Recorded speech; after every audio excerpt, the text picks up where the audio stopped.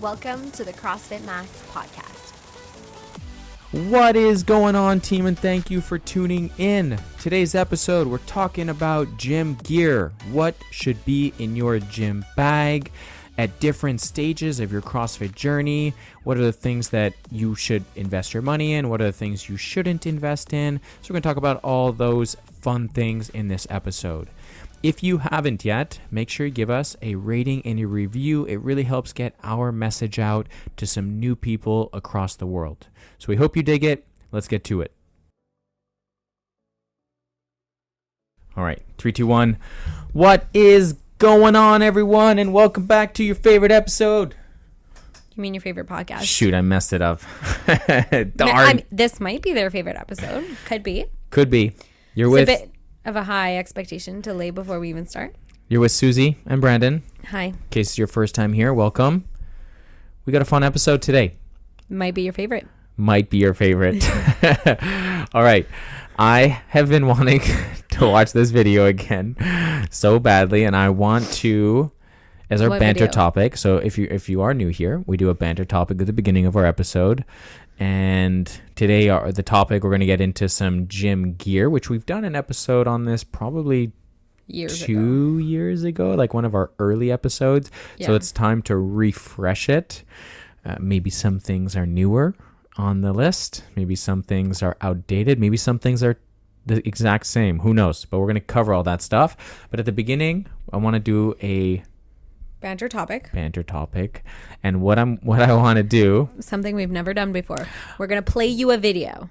We're going to play you a video, an audio. I'm literally just going to take my phone and just shove it in the microphone. You saw it on Instagram? Saw it on Instagram, and I thought that it would be a fun banter topic to discuss. So without further ado, take it away, Brandon. About women who want to start working out, but like, I don't want to do weights because I don't want to get bulky. This is a terrible problem in America. Women have been turning into Arnold Schwarzenegger at an alarming rate, and this, Mike, is something we have to stop. I mean, my mom started lifting. She had a 25-inch muscular arm. The next day, she couldn't even brush her hair because the bicep got in the way. Creatine supplement. And she took creatine. Then she weighed 800 pounds. Veins in her quads. We couldn't even understand what she was saying. She was like, please make sense. The FBI had to put her down, actually. Very sad story. With cannons, the real guns didn't work at that point. Women in general, and older women particularly, and older Caucasian women more particularly, is like the least muscle growth prone genetic and epigenetic person you could find. You will not blow up and become an insane looking bodybuilder. I'm 99.999% sure that won't happen. What about women who want to start? All right. I'm dead. What are your thoughts on that video, my love? Because I have so many thoughts running through my brain. I feel like, first of all, it's hilarious because it just highlights how ridiculous people's claims sound. By the way, that video is from RP Strength. So if ever you want to go check it out, it's on Instagram. That guy is very, very popular. They're almost at 1 million followers on Instagram. Okay. The guy's name is Mike. I can't remember his last name. Well, thanks to our promo, now they're going to break 1 million. Now they're going to blow up 1 million. Okay. But I think it's hilarious. And I also think it's so true, though. People so often are like, oh, can I take creatine? It's going to make me have water retention or some the shit. The creatine part got me so good. And the people, creatine. the creatine supplements. She blew up to 800 pounds. I just feel but it's it's poking fun at real things that we hear people say all the time. Yeah. I mean, the beginning, the dramatic music that they get into just makes the videos. We're having an epidemic here in America. Just makes of women blowing up. So much better. But yeah, I've been saying this for many, many years. I've been exercising. I've been working out and lifting weights with purpose more than half my life now. Yep. Since I was I think I started doing some sort of weight training at the age of 15. I'm 32 now, and I'm still this tall, scrawny man. I got a little bit of muscle on me now. Yeah, you have nice lean muscle mass. But yeah, the whole point being is you're actually trying to gain muscle and you don't look like the Hulk. Yeah. And you're a man, you already have testosterone on your side. Like the women out there, like, girl, you're fine. Yeah. Chill. It is interesting. A lot of people talk about like toning versus bulking as if like you're gonna just lift something heavy and then just turn into Arnold, as he refers to in the video. But yeah, it's a good, I guess, humor. Yeah. Mike is hilarious at making these funny videos. But on a more realistic situation, like a lot of people do believe this, and it's also fun to think that this is an actual problem that a lot of people might consider. But the reality is that it is so hard to build muscle. I feel like it's so frustrating from a health coach standpoint to be like, you have these random internet trolls. Okay, let's call them. Okay, not like genuine people that I know, but like random people on the internet. Okay, that say crazy things like, I don't want to look bulky, blah blah blah. Meanwhile, they're like ultra overweight and have like 100 pounds to lose. Yeah. And you're like, is your concern really about like water retention with creatine and looking bulky? Or like maybe we should just address maybe the more pressing issue, which is like the extreme amount of fat maybe that we're walking around with. Absolutely, yeah. Like it's hard to say that gently because I don't want it to sound like I'm judging a person, but sometimes people are focusing on the wrong issue. People get hyper fixated on like details. Yeah, if I lift a barbell, I'm just you're not supposed to blow up. Are you here like, oh, you're not supposed to eat the egg yolk, like it's not good for your cholesterol? And you're like, could we just start with some protein before we start like shitting on the specifics of like very healthy foods like eggs, like maybe let's drop the O. Henry after dinner and not worry about the egg yolk. Yeah. That's kind of how I feel. 100%, yeah. I don't want it to sound judgy though. And the internet definitely blows things up. But the internet, yes. Realistically, like we do have, I have this conversation, I would say easily once a month. Easily once a month with someone face to face, obviously not who's 100 pounds overweight. Yes. But I do have this conversation at least once a month with a female athlete worrying about putting on too much muscle. And, it's just our job to continue to educate the world. Mike does a really good job on RP Strength to put out some really awesome content. He focuses a lot on nutrition and strength training. He's more on the bodybuilding side of things. But it is interesting that the thought process of lifting weights in general will just blow you up into like this bodybuilder.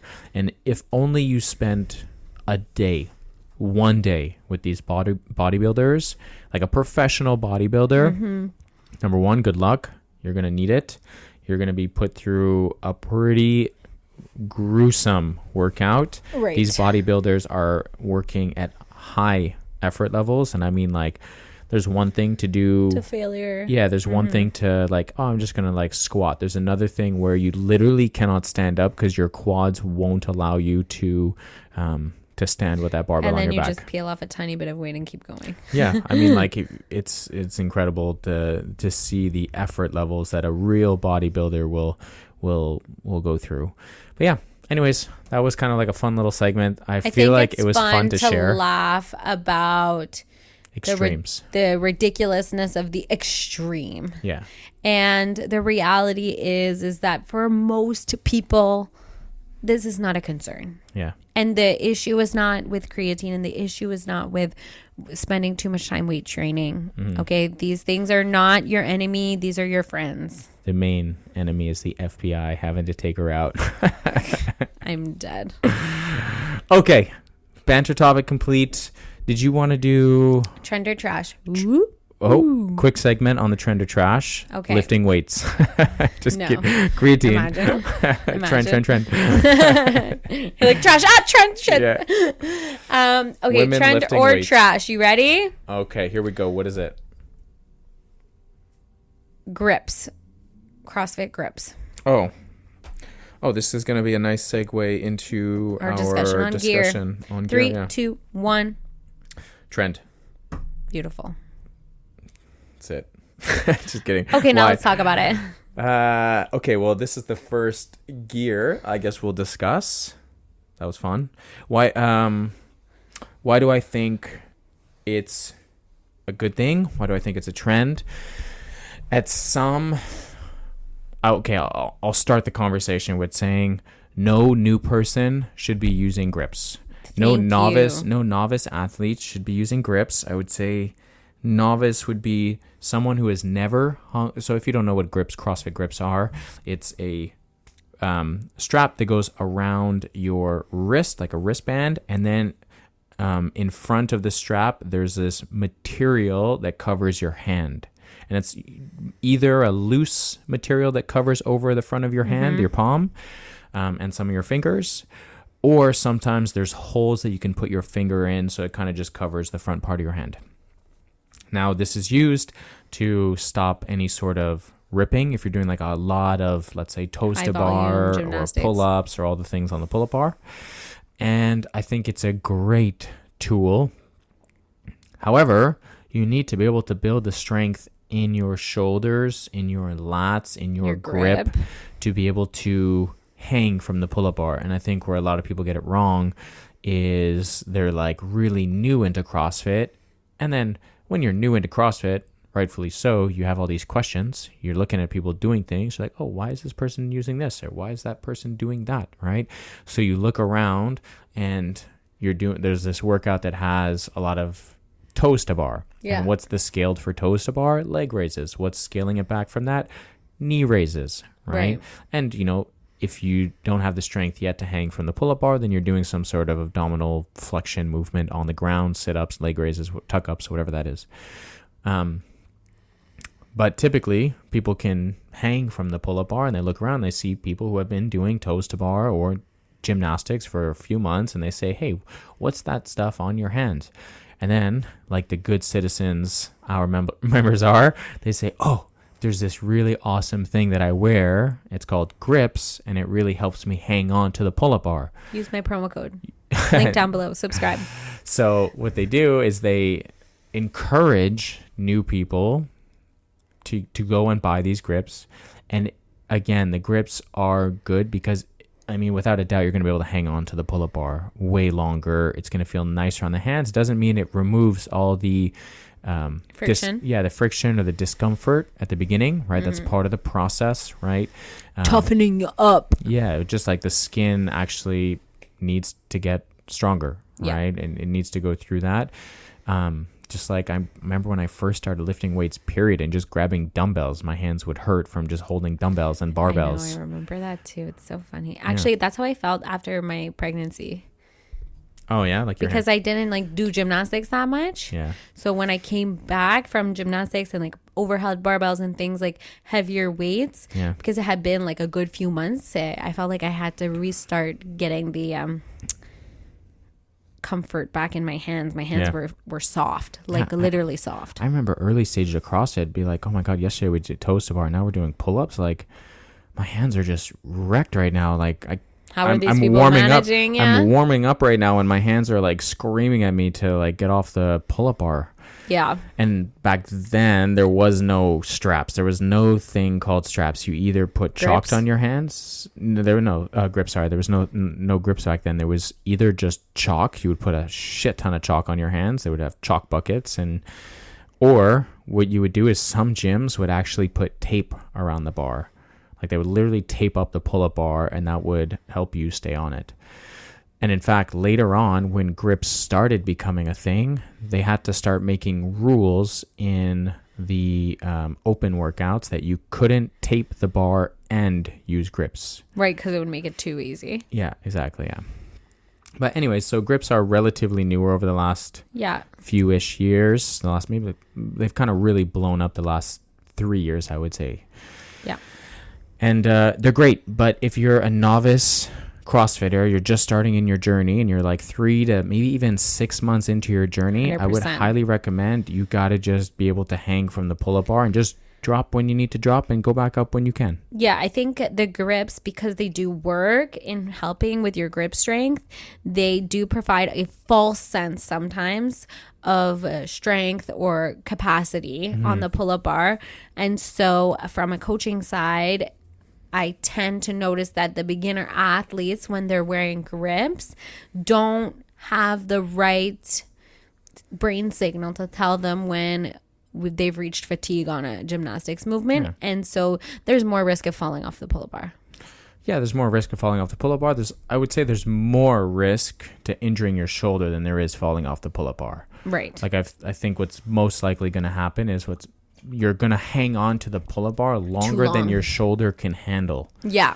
And then you're going to start to develop discomfort in the shoulder.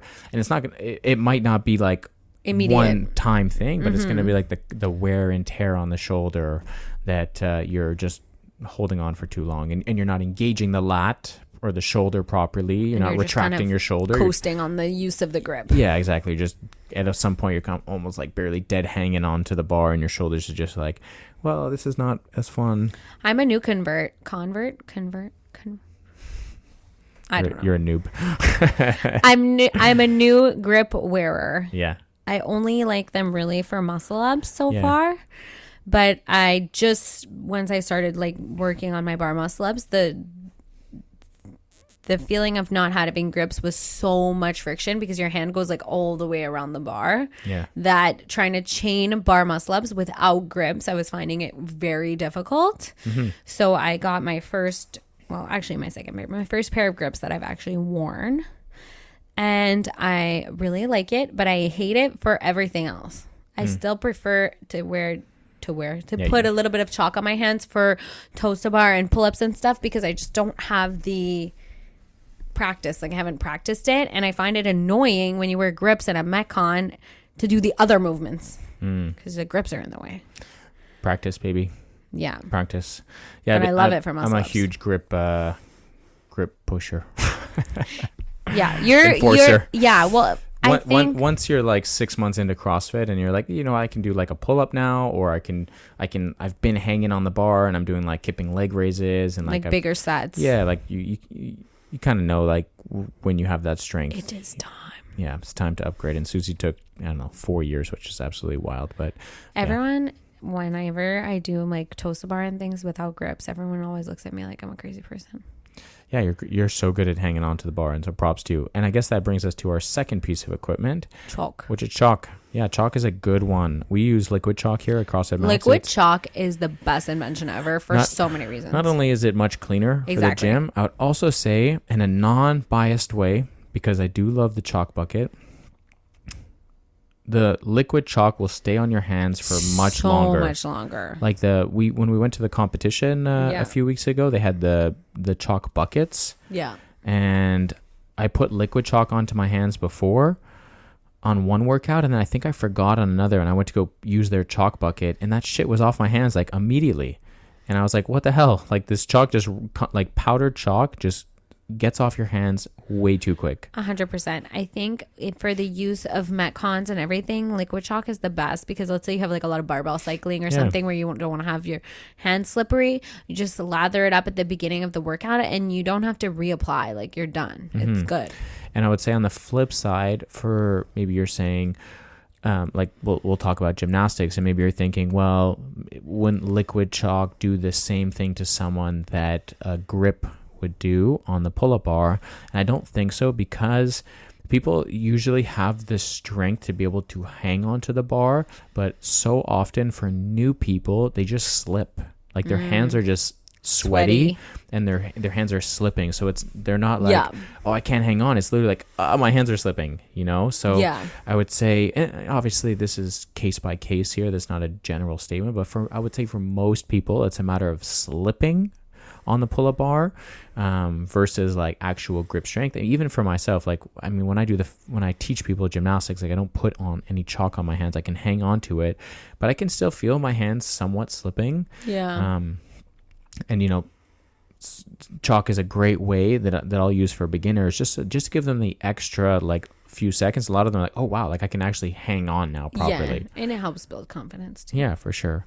And chalk, I love liquid chalk. Yeah, and liquid chalk is very portable as well. Like you're not going to be able to carry this block of chalk, or if you are, you're putting it in a Tupperware container and you're carrying this Tupperware container everywhere, and then it opens up in your gym bag. There's chalk everywhere. It's a mess. Been there, done that. Get yourself some goddamn like liquid chalk. Speaking from experience. So love chalk. Yeah. Liquid variety. Yeah. I think transition from that, we'll go to maybe the most important piece of equipment, gear. What do you think? CrossFit shoes. Yeah, CrossFit shoes. I also new to those. You are new to those, yeah. That's crazy, yeah. I'm like the anti-CrossFit CrossFitter. Oh, you've had your shoes for like what, almost a year now? Yeah. Yeah. So CrossFit shoes are definitely something I would invest in right away when you're starting CrossFit. Yeah. Or within the first couple months. You could probably get away a couple months with wearing just basic running shoes. While you're still learning the foundations and stuff, yeah. But CrossFit shoes are going to be the way to go. It'll help you. What's the difference between like a regular shoe and a CrossFit shoe? Yeah, so like a regular shoe, which most people typically wear when they start a gym, is usually a running shoe. Yeah. And a running shoe has cushion under Squishy. it, hence running. And you want to absorb the impact of running and be able to transfer energy forward. Right. So not only do they push you forward, but they also got this cushion. And if you're doing CrossFit, a lot of what we do at CrossFit is balance, stability work. Olympic lifting, you have to be able to be like on your feet. Powerlifting as well, you don't want to be pushed forward. You want to be able to be centered on your feet as you're going. So really, like an actual training shoe is much flatter to the ground. Right. It provides stability, so it's a lot more like firm, I would say. Yeah. Than a runner. So just they're not squishy underfoot. They're quite hard. Yeah, the best analogy I can say is like, if you're doing CrossFit, you know what an ab mat is. Just picture you standing on an ab mat and trying to squat. Like it's gonna feel really off, really weird. You would much rather be on the ground, on the mats, right? Yeah. On the floor. So shoe, I think, is like, if there's any sort top of investment. Yeah, any sort of equipment, then I would highly recommend. If you had to pick one thing, get CrossFit shoes. Yeah, and you can get there's a variety of them. It used to be like there's only 2 types of CrossFit shoes, and now there's so many different brands. I'm using Rad. Susie's using the old school one. That's Nanos. the the OG one. So you're wearing the Reebok Nanos. I tried the Metcons. They didn't work for my feet. Yeah, there's the Nike Metcons, which I've been less and less inclined to buy over the last few years. They've gone more bulky and too firm for my liking. The Rad shoes I've been feeling really good, but you can only buy them online. There's also Strike Movement, which is another big popular brand. Noble is still a thing. Owned by Tom Brady. Shout out the GOAT. What are the ones that are like wider in the toe box? Strike Movement. Oh yeah, that's right. Yeah. You said them. Sorry. Yeah. I think most CrossFit shoes now are creating more of a wide toe box, and they have less of a narrow toe box, because that's the way your foot should be. Your foot is naturally not meant to have their toes squished together, and for many decades, a lot of shoes were created. I mean, I like my squishy toes. Most running shoes, yeah, but if I ask you to wiggle your toes around, you could wiggle your toes around, which if you had a visual right now, people could see your feet on the desk here just wiggling your toes around. I, on the other hand, have very stiff toes. I can spread my toes. That's a yoga skill. Yeah, like I have very, very stiff toes. I played basketball, so I wore really tight, bulky shoes that really squish your toes together. If you guys ever want you just gotta do yoga. I never used to be able to do this. If you want a visual of a professional basketball athlete's foot, then just Google LeBron James foot, and you will see how deformed his toes are, his feet are. Feet finder. Well, maybe LeBron not that. James. I don't think you need to go that deep. Wiki feet. See his feet score. Just Google LeBron James feet, and you'll see how messed up his toes are. Well, I used to be a figure skater, and I also had shoved in toes. Yeah. So you want to have like a wider toe box. But yeah, CrossFit shoe, that's investment number uno. Okay. Next on the list is knee sleeves. Knee sleeves? Knee sleeves. It's like little pillows for your knees. That's what it looks like. Little Susie, squishy knee pillows. Yeah, I think knee sleeves, besides the shoes, knee sleeves were the first gear I bought gear you when bought. when I started CrossFit. All I know is they stink. Yeah, over time they do. Yeah, until you wash them, and then your wife complains that you should wash them, and then you wash them, and then they're okay for a little bit until you rinse and repeat. But yeah, knee sleeves. So what knee sleeves are? They're not support. They're not knee supports. What they do is they go on your knees, and it just helps promote blood flow and keeps your knee warm. Right. So for someone like myself, so it is a pillow. It's a blankie. For myself, I've dealt with patella, quad, tendonitis in my knees from basketball, volleyball my whole life. Not understanding good jumping mechanics, being too quad dominant, not being strong in my posterior. So when I started CrossFit, I was like, man, my knees are like really hurting and stuff. I mean, my whole life, my knees have just bothered me. Yeah. So knee sleeves are just the extra warmth and promote that blood flow for when I'm doing heavy squats. Is it tight? Yeah, it's not overly tight. Like it's firm on your knee, but it's not like it's a sort of compression. Okay. Right. And you can buy different sizes based on your leg size. Right. Right. So for my 800-pound moms out there taking creatine, super jacked quads, you might need the extra large knee sleeve. Okay. Yeah, so knee sleeves are a great one, especially if you never dealt with any sort of knee issues, then you don't really need it. Absolutely not necessary. But for someone like myself who's dealt with like knee discomfort for many, many years, it just helps kind of just make my knees feel warm and I really only wear them on heavy days. Cool. I think after that, we can go into two things: wrist wraps. Yeah. Wrist wraps are wraps that you can put around your wrist, and essentially, in today's day, we don't extend our wrist that often, right? Like if you think about like the day-to-day life that we live, we flex our wrist, right? Yeah. So we pull our hands in, right, through on the laptop, typing, on a mouse, driving a car. Our wrist is pretty good at flexing, but it's not really good at going the other way, extending. We don't really walk on our hands in real life. We don't really do a lot of weight-bearing stuff on our hands. Yeah. So putting your wrist in extension can be tough for a lot of people, especially the older you are and the older you get into CrossFit. It could be tough to do things like anything in the front rack position, cleans, front squats, pressing, push pressing, things like that. Right. So it just adds a little bit of extra support to the wrist. You don't need this. This is not a must for gear. And if your wrist is really bad, then you can always alternate that for dumbbell work rather than barbell. Right. And that's going to be a great alternative. It's going to allow you to build that support or build that position before you work more towards the barbell.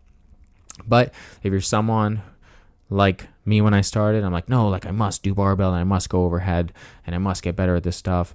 Wrist wraps are a great support. And sometimes I'll throw it on if I'm going like really heavy push jerks, right, things like that. Then I'll throw on the wrist, like a the wrist comfort wrap thing. Yeah, a little bit of support. Yeah, it just adds an extra layer of kind support. of similar in line with a weightlifting belt. Yeah. Okay. Next one, weightlifting belt. Because I feel like the wrist wrap is the weightlifting belt of the wrist. Well, kind of ish. I don't know. Oh, no, actually, not really. I don't think so, yeah. Actually, I take it all back. Yeah. Because you're not really pushing against the wrist wrap. Fun story. Yesterday, I was in a meeting with our new coach, Alana. Shout out, Alana. Barb has been talking to me about buying a weightlifting belt. I've given her a few different options where she can go buy some. She walks in yesterday, and she is just so overly excited to like show me her belt. She's like, Brandon, like I want to show you my belt. And I'm like, wait, Barb, like I'm in this meeting right now. And she's like, oh, okay, sorry, I didn't know that you were in the meeting. And then like leaves, and then I have like trying to take and then a few minutes later, Alana and I leave the desk. I want to take a photo of Alana to announce that she's our new coach. And it's so funny, like Barb comes, look, Brandon. I'm like, wait, hold on, Barb. I just got to take this like photo. She was too excited. She was so excited to show me this excitement. new belt that she had. But yeah, a weightlifting belt is again something more going back to grips. I would say not wrist wraps, but grips. It's one of those things that it's really important for the individuals to be able to lock in their midline and create support and learn how to brace, right? Because your core, the primary function of your core is to stabilize the spine. So you need to be able to do that yourself, right? So when you have learned that and eventually put in months of training, then adding a weightlifting belt for heavy lifts only, not relying on it for everything, but on heavy lifts, it's going to be a phenomenal tool. I've never tried it. It's really good. Yeah, I think you should actually try it now because I think that you would realize that the heavy numbers, it's a big difference. It just helps provide an extra sense of like tension in your midline. So when you're like pushing into the belt, it's not to suck you in, but when you're pushing into the belt, when you get into the bottom ranges of a squat or the top ranges of an overhead movement, you're going to feel much more balanced and much stronger in your full body. I like it. So it's a really, really good tool if you're more on the intermediate side. But we should definitely not be relying on a weightlifting belt every weightlift. No. This is for when we are lifting heavy. Yeah. Okay. I think that kind of... No. Oh, did I miss one? Yes. What did I want to say? There was something else. Shoot. Hook grip tape is kind of nice. Oh, yeah. True. If you're doing a lot of Olympic lifting, then little like tape for your thumbs for hook gripping is pretty good. I get little scabs on my thumbs. Yeah. So I really, if you're doing a lot of Olympic lifting, then hook grip tape is a solid option, but like that's really niche. If you're not doing a lot of like Olympic weightlifting, snatching, cleaning, and jerking, if you're not hook gripping, then what are you doing? Exactly. Start hook gripping. Yeah. Okay, wait. Let's work from the top down of the body to make sure we didn't forget anything. Yeah. So like we don't need feet. any. Oh, you want us to start from the top? Well, we could from bottom up might be easier. Bottom up. Yeah. So feet. Okay. CrossFit shoes. High socks. Didn't mention that, but you have to have high socks. Okay. Yeah. Otherwise, don't come to our gym. And knee sleeves. Knee sleeves. Yeah, we talked about it. Going up to the hip area, a belt potentially only for heavy lifts. If you're more on the intermediate advanced side, up the chain, sports bra. Mandatory. Brandon had his first nipple chafing the other day from a long run. Oh my goodness, it wasn't even that long. That's the scary thing. It was just the tank top Susie that I bought you. Sabotaged me. She bought me a tank top, and I got nipple chafing from it. I finished the run, took the tank top off, and I was like, "Ow! What is this?" That's what it feels like to breastfeed. Yeah. Anyways. Fun fact. Okay, so sports bras are off the table for my dudes. Wrist wraps, and then tape, grips, chalk, grips, cool headband, maybe sweatband. I think that's about it, my love. Yo, we crushed it. Yeah. I have one more. One more. Skipping rope. Oh, jump rope. I mean, that's like, that's like get your own rope. What are you doing if you don't have your rope now? Don't use the ones that are here. The ones that are here are like a punishment. You want to get your double unders, like get yourself a good rope. A good rope. Yeah. Don't buy an Amazon random skipping rope. You need like a speed rope, like an actual CrossFit rope. Yeah. Yeah. Okay. That's it. Okay, so we end the podcast the same way with client of the week. Pew, pew, pew, pew, pew, pew, pew, pew. Wow, that was so not high energy, love. Can we do that again? No, it's because they're explaining a class over there. Yeah. And I know everyone's going to look up and stare and they're going to hear. Yeah, but I want you to do it again. That was not a good one. Pew, pew, pew, pew, pew, pew, pew, pew, pew. There we go. Client of the week is actually a new client who did their very first group class yesterday. And you're asking, wow, coach, that's unfair. Like you're naming her, or it's a girl, you're naming her client of the week after only one group class. Well, 1 week. She's already client of the week. Yeah, she has done 4 sessions in the last week. She did her trial, immediately got into the foundations with me, has gone just full gung-ho on the CrossFit side. She did her first functional bodybuilding class last night with the big crew. She's been a lot of fun. She's young. She's really young, but she has a really, really good mindset. She's done a lot of like competitive diving, and she's looking to switch things up a little bit. So love it. She started CrossFit, and that awesome client is Naomi. So shout out Naomi for just being awesome this last week. Really having an open mindset and learning new things. Like, can't wait to meet her. Haven't met her yet. You haven't even met her yet. Oh wow, she's really lovely. She's super sweet. Always just has like a fun smile on her face, and is like the athlete that is looking for challenge and looking to learn new things. And you could see that the more she's touching the barbell, the more she's like getting excited to do like more CrossFit, like picked up on gymnastics. I think maybe the fastest I've ever seen someone pick up on gymnastics before. Gold star, Naomi. Like, we're going to learn like the beat swing, and like literally hopped up there like poop, poop, poop. And I was like, oh shoot. Like, I don't know what I'm going to say now. Like that was almost perfect. I love it. So she's crushing it. Thank you guys so much. Wait, before we end the episode. Even though we have a new client and she's a client of the week, we also have a new coach.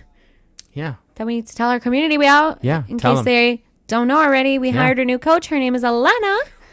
And we're very excited to have her start. She's just starting with a couple of classes a week, maybe just one to start off with. Where are we at? She's doing Thursdays at noon for now. Thursdays at noon, yep. Doing her first class But Thursday. the goal is obviously to get her here more often. Yep. But make sure you guys do your thing, making her feel welcome. Oh, yeah. And she's going to coach the shit out of you. She did a trial class last week, and she actually went to each and every single person and welcomed herself as they were walking in. So freaking, and then she came up to me, she's like, hey, is it okay if I like say hello to people, like introduce myself to people walking in? I'm like, hell yeah. That is literally who we are and what we are about. So make sure you guys do the same. If you see her, make her feel welcome. Yeah, she'll probably get to you first, but she'll probably get to you first for sure. But anyways, she's amazing, and I'm so excited to share her with you. Yeah. Boom. Awesome, guys. Thank you for tuning in. Hopefully you guys have an awesome rest of your day. Make sure you give us a rating and a review if you haven't. It helps get our message out to new people. And we'll catch you next week. See ya. See ya.